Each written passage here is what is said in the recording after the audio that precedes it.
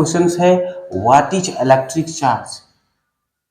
ये सब्सटेंस का बेसिक गुण है जो किसी दूसरे सब्सटेंस को अट्रैक्ट करता हो या फिर रिपेल करता हो। It is the basic property of substance. जैसे ये मेरा पेन है, कोई सब्सटेंस है, इसको अगर हम रब कर देते हैं कोई सतह से तो ये पेन का सतह चार्ज हो गया। अब हम कहीं इसको रखेंगे तो वो किसी दूसरे सब्सटेंस को इंटरेक्ट करने लगेगा। यही गुण किसी मैटर का, यही गुण किसी सब्सटेंस का क्या कहलाता है? चार्ज कहलाता है। चार्ज का स्टडी जिसमें पढ़ा जाता है उसे हम कहते हैं इलेक्ट्रोस्टैटिक्स। चार्ज के स्टडी जिस चैप्टर में किया जाएगा उसे हम कहते हैं इलेक्ट्रोस्टैटिक्स। वो भी रेस्ट चार्ज के, स्लो मूविंग चार्ज के बारे में स्टडी होगा। चलो आ जाओ, इलेक्ट्रिक चार्ज बेसिक प्रॉपर्टी होती है सब्सटेंस का। It is the basic property of substance. इसे हम क्यू से रिप्रेजेंट करते हैं इलेक्ट्रिक चार्ज को। It is the basic property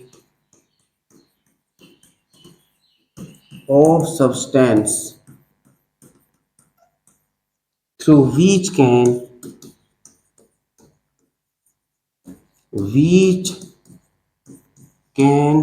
interact electrically or magnetically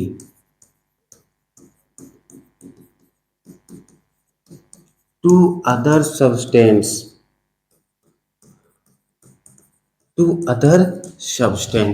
इसी को कहते हैं हम इलेक्ट्रिक चार्ज।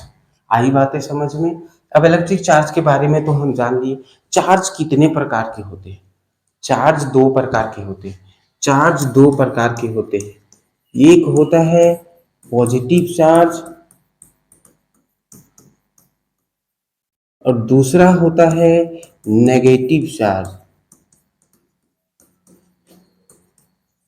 पॉजिटिव चार्ज को प्लस क्यू से, नेगेटिव चार्ज को माइनस क्यू से। ये सब चार्ज का सिंबल है। अब पूरे दुनिया में चार्ज जो है दो ही फॉर्म में एग्जिस्ट करता है, एक पॉजिटिव चार्ज और एक नेगेटिव चार्ज। पॉजिटिव चार्ज कौन रहा? प्रोटॉन रहा। नेगेटिव चार्ज कौन रहा? इलेक्ट्रॉन रहा। यही दो फॉर्म में हम देख सकते हैं। अब ये पॉजिटिव साइन और नेगेटिव साइन जो है चार्ज का क्या बताता है? नेचर को बताता है। Positive and negative sign of charge, positive and negative sign of charge indicate the nature of charge। Charge के नेचर को बताता है। बट इसको कंपेयर करेंगे मैग्नीट्यूड में ना, तो जिसका अमाउंट ज्यादा होगा वही ज्यादा होगा। फॉर एग्जाम्पल -7 माइक्रोकूलम और +3 माइक्रोकूलम। अब देखेंगे तो बोलेंगे +3 माइक्रोकूलम होगा, नहीं। जब मैं इसके मैग्नीट्यूड को कंपेयर करूंगा तो -7 ही ज्यादा होगा। ये प्लस और माइनस साइन केवल उसके नेचर को बताता है। चार्ज जो होता है भैया, चार्ज जो होता है वो स्केलर होता है। चार्ज जो होता है स्केलर होता है। अब देखो I = Q/T होता है, तो Q = क्या हो जाएगा? Q = होता है IT हो जाएगा। तो इस तरह से इसका यूनिट निकालोगे तो इसका यूनिट क्या निकल जाएगा? करंट का होता है एम्पियर और सेकेंड हो जाएगा, एम्पियर सेकेंड हो जाएगा। डायमेंशनल क्या होगा? A और टाइम हो जाएगा T। और दूसरा यूनिट का बात करेंगे तो हो जाएगा कूलम, C। यही यूनिट है इंपॉर्टेंट, कूलम इंपॉर्टेंट होता है। चार्ज का यूनिट जो होता है वो कूलम होता है। यूनिट जो है उसका वो होता है कूलम होता है। और दूसरा यूनिट क्या होता है? और में हम बोलेंगे तो एम्पियर सेकेंड भी होता है। और डायमेंशनल फार्मूला देखेंगे। डायमेंशन फार्मूला डायमेंशनल फॉर्मूला, तो डायमेंशनल फॉर्मूला चार्ज का क्या हो जाएगा, एटी हो जाएगा, एटी हो जाएगा, एटी हो जाएगा। ये है। अब कुछ बेसिक बातें बताता हूँ। बेसिक बातें हैं कि सेम नेचर चार्ज, जैसे plus charge plus charge, plus charge plus charge, same nature charge repel to each other, एक दूसरे को भगाएगा। माइनस चार्ज एक दूसरे को भगाएगा। Same nature charge, same nature charge repel to each other, same nature charge repel to each other, एक दूसरे को भगाएगा।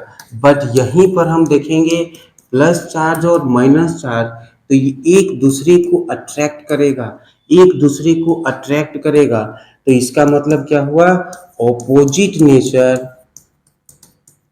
Opposite nature charge, opposite nature charge, opposite nature charge can attract, can attract to each other, एक दूसरे को attract करेगा। ये था आपका चार्ज का कुछ बेसिक बातें। और मैं एक बता देता हूँ कि कोई बॉडी है, ये मेरा है एक बॉडी, ये है मेरा एक बॉडी, ये है आपका न्यूट्रल, न्यूट्रल बॉडी है। अब न्यूट्रल बॉडी है, इसका मतलब इसमें चार्ज न्यूट्रल है, सब स्टेबल है। अगर हम इसमें इलेक्ट्रॉन को दे दिए तो इसका मतलब हुआ ये गेन कर लिया, गेन कर लिया किसको, इलेक्ट्रॉन को। इलेक्ट्रॉन को हमने क्या कंसीडर किया है, नेगेटिव चार्ज, नेगेटिव चार्ज है। अगर कोई न्यूट्रल बॉडी में इलेक्ट्रॉन का गेन होता है, इलेक्ट्रॉन का गेन होता है, तो ये बॉडी बन जाएगा नेगेटिव बॉडी, नेगेटिव बॉडी हुआ। और यही न्यूट्रल बॉडी में से लॉस कर देते हैं। अभी ये नहीं गेन किया था, इलेक्ट्रॉन का लॉस ऑफ इलेक्ट्रॉन, इलेक्ट्रॉन का अगर लॉस करवा देते हैं तो अब यहाँ इलेक्ट्रॉन गायब हो गया, तो यहाँ क्या बचा, प्लस बचा, प्रोटॉन बचा, इसलिए पॉजिटिव बॉडी बन गया। तो हम कह सकते हैं कि कोई बॉडी चार्जिंग में है या डिस्चार्जिंग में, charging, charging of any body, charging of any body depends on loss or gain of electron। Practically जब हम देखेंगे तो प्रोटॉन स्टेबल होता है न्यूक्लियस के अंदर, इसके वजह से प्रोटॉन का ट्रांसफर करना संभव नहीं है, प्रोटॉन को ट्रांसफर प्रैक्टिकली पॉसिबल नहीं हो पाता है। इसलिए हम कह सकते हैं कि इलेक्ट्रॉन ही ट्रांसफर लेन देन किया जा सकता है, इलेक्ट्रॉन का ही लेन देन किया जा सकता है।